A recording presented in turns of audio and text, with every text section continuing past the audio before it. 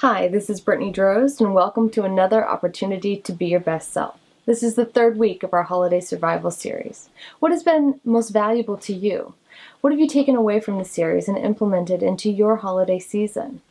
Has anyone noticed the changes you're making? Hopefully they're noticing the positive ones. This week's video is centered on family. Family can mean many different things to different people. Sometimes what feels like family are the closest friends and people in our lives where we are right now. It doesn't have to mean your biological family or the family you grew up with, but it's often the latter, the family we don't choose, that we tend to have the most issues with. Mom, I hope you're not watching right now. My theory on family discord centers around two main issues: expectations and displacement. Because they are the people that have known you your entire life, you tend to have expectations of your family, whether it's their behavior, how they treat you, how they treat your partners or your children. And whether it's your old grandma, mom, or crazy Uncle Bill, it always seems that someone doesn't meet your expectations. Also, whether this disappointment is a new one or a behavior pattern, we still feel let down.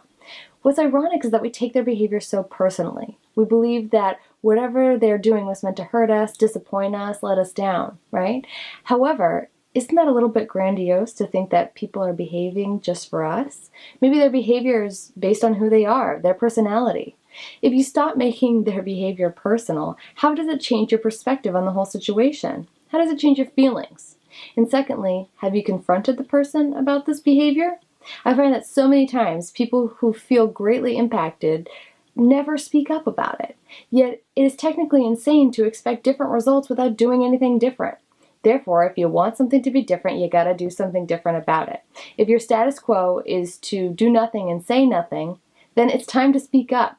I understand that confrontation with a family member can be quite uncomfortable, especially if you're expected to spend a few days together. However, wouldn't it be nice to directly address the things that really are bothering you, have a real conversation about it with the person that it involves, instead of gossiping to another person about it?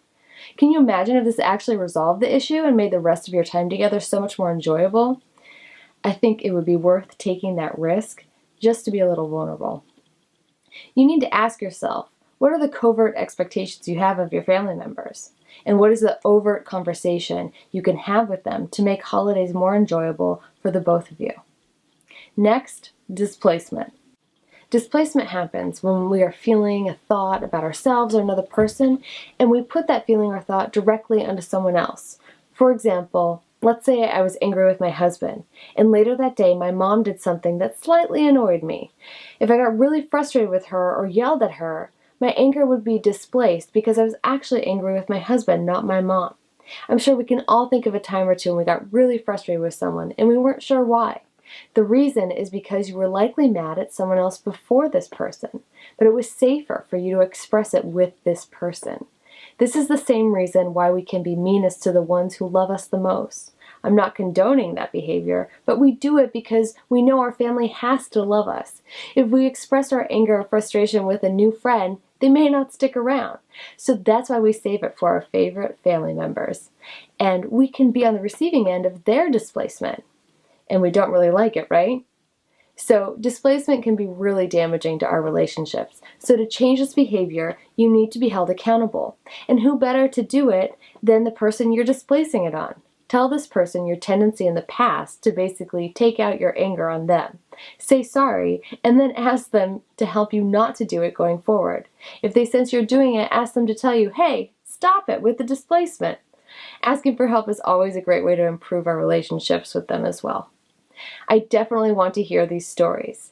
Let's continue this conversation on the blog. Leave your comments, stories, and feedback there. Keep working, because you deserve to be your best self and have a life that you love. Thanks for watching, and see you next time.